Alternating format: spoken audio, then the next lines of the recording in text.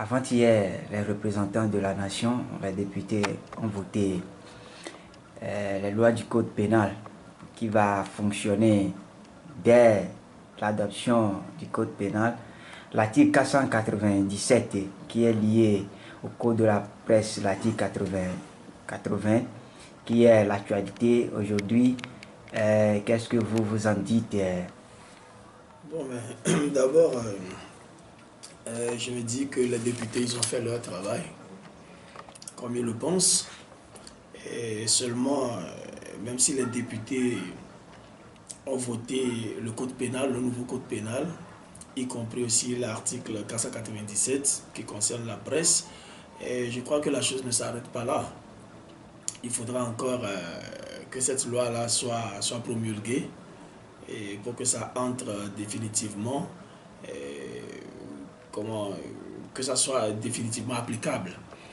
Donc, disons que si nous, les journalistes, on trouve à redire à cette loi, ou bien à ce nouveau code pénal, c'est le moment ou jamais de réagir et de dire non et à ce qui ne nous plaît pas, de faire de nouvelles propositions.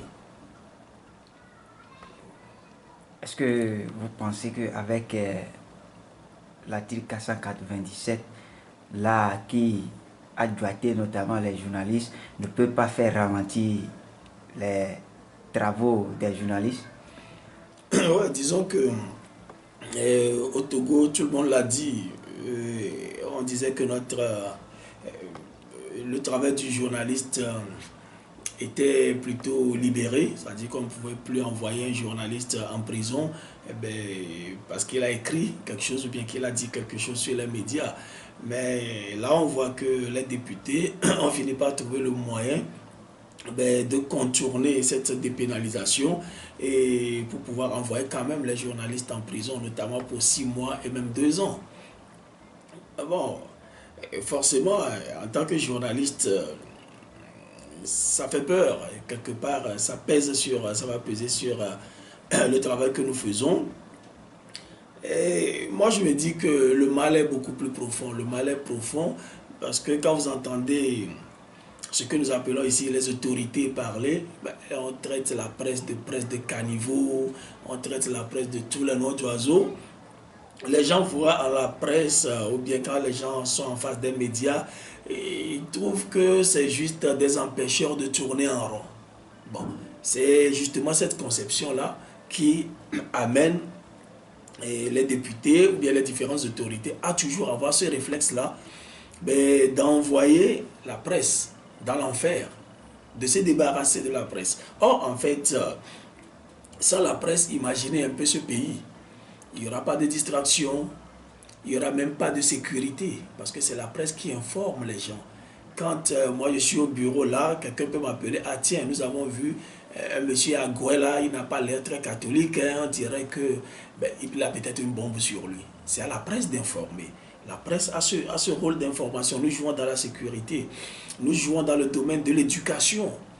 Quand on veut, par exemple, vacciner la population, s'il n'y a pas les radios, il n'y a pas la presse écrite, il n'y a pas les télés, comment est-ce qu'on peut véhiculer cette information-là qui a une campagne de vaccination? La presse contrôle l'action publique. Vous avez suivi la dernière fois comment les journalistes ont dénoncé une route qui n'en finissait pas d'être en construction. On a débloqué de l'argent, mais la route est mal construite, ou bien on construit avec du mauvais matériau. C'est à la presse de dénoncer. La presse fait tellement de choses et contribue énormément au développement d'un pays.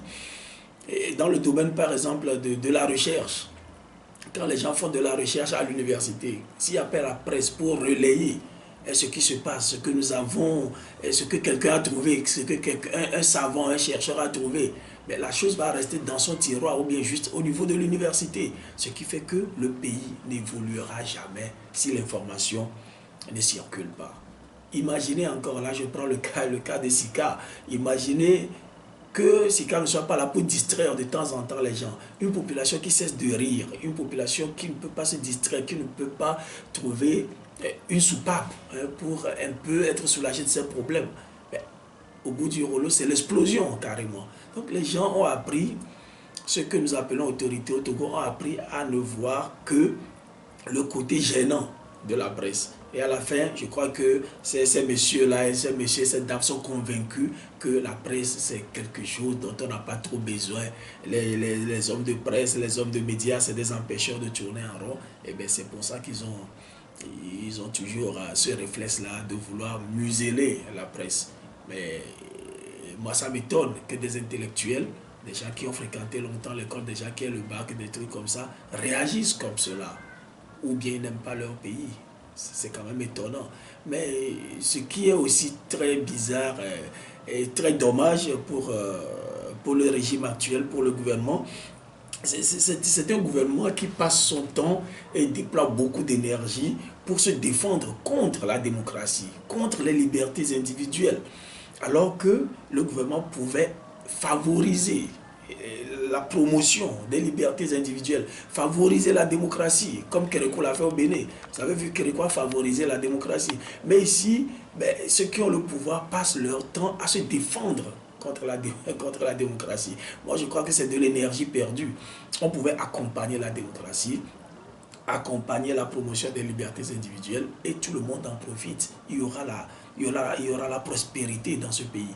Parce que quand il n'y a pas la liberté, il n'y a pas de développement. Un peuple qui a peur, un peuple qui ne peut pas sortir de soi-même, hein, qui ne peut pas s'exprimer, qui ne peut rien, comment voulez-vous que ce peuple-là soit inventif, hein, pour être réellement un facteur de développement?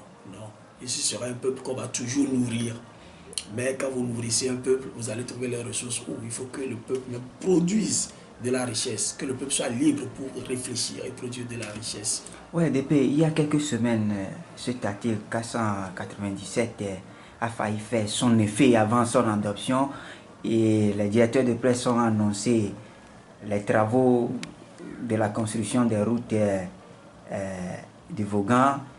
On a interpellé ces journalistes-là et certains ont été inculpés. Vous ne voyez pas que la presse togolaise va avoir la peine maintenant à faire sortir l'information à la population?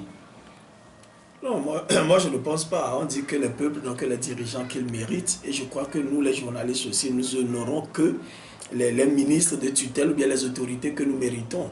Si on nous inculpe, si on nous intimide et que nous rentrons dans nos coquilles par peur, alors l'autorité, le gouvernement aura gagné.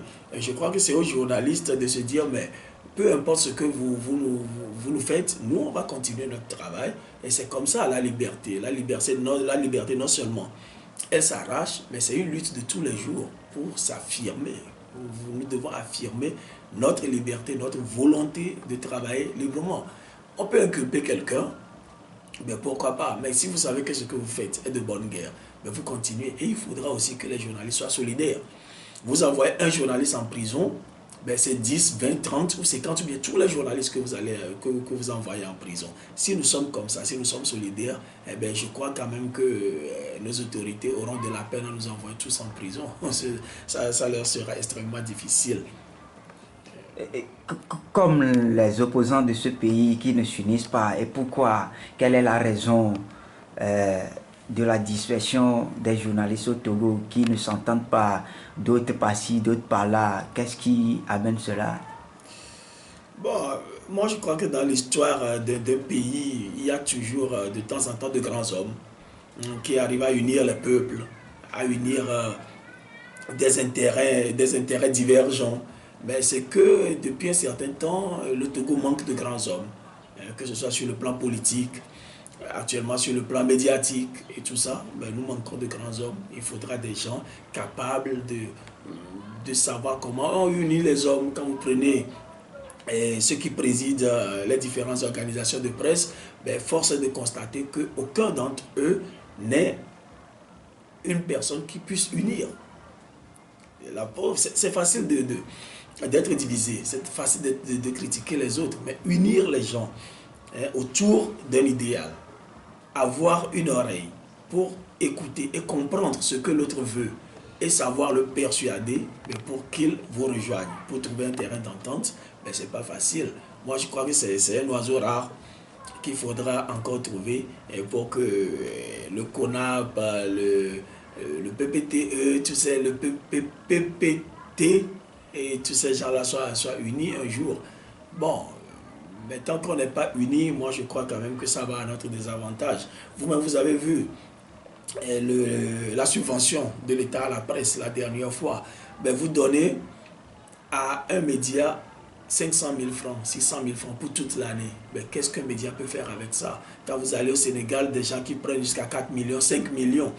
Vous allez ici au Bénin, ben l'aide de l'État à la presse, c'est plus d'1 milliard, alors que nous sommes ici à moins de 200 millions.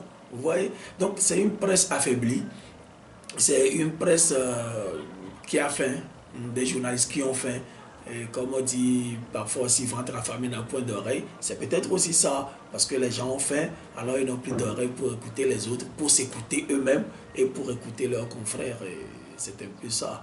Mais moi, je suis persuadé que malgré tout, on peut s'en sortir. On voit dans certains pays des gens qui n'ont même pas à manger et pourtant ils luttent. Certains vont même jusqu'au sacrifice suprême. Ils sacrifient leur vie pour un idéal. Alors, le Togolais aussi, peut-être qu'à un moment donné, il va aboutir à ça. En tant que directeur de publication, est-ce que vous, les directeurs de publication, vous avez déjà concerté pour faire face à cet article 497? Non, je crois que la lutte ne peut pas se faire entre les directeurs de publication. La lutte va se faire au sein des organisations de presse, que sont le CONAP, CEGIT, il y a tellement d'organisations de presse. Donc c'est ces organisations-là qui doivent s'unir pour traiter du problème. Mais les directeurs de publication, à ce que je sache, il n'y a pas de synergie formelle entre les directeurs de publication pour qu'ils puissent s'asseoir et discuter de ce problème. Il y a déjà des instances qui sont les différentes organisations de presse qui peuvent quand même se saisir du problème. Et je crois que les principales organisations de presse ont déjà sorti des communiqués pour dénoncer ce nouveau code pénal là, du moins en ce qui concerne les journalistes. Maintenant, il faut aller au-delà de la dénonciation. Prendre un communiqué, c'est facile. L'autre, il va se dire, les chiens en bois, la caravane passe. Si on s'arrête au niveau de communiquer, il faut maintenant des actions concrètes pour empêcher cette loi-là d'entrer en vigueur. Et c'est ça qu'il faut. Merci DP. C'est moi qui vous remercie.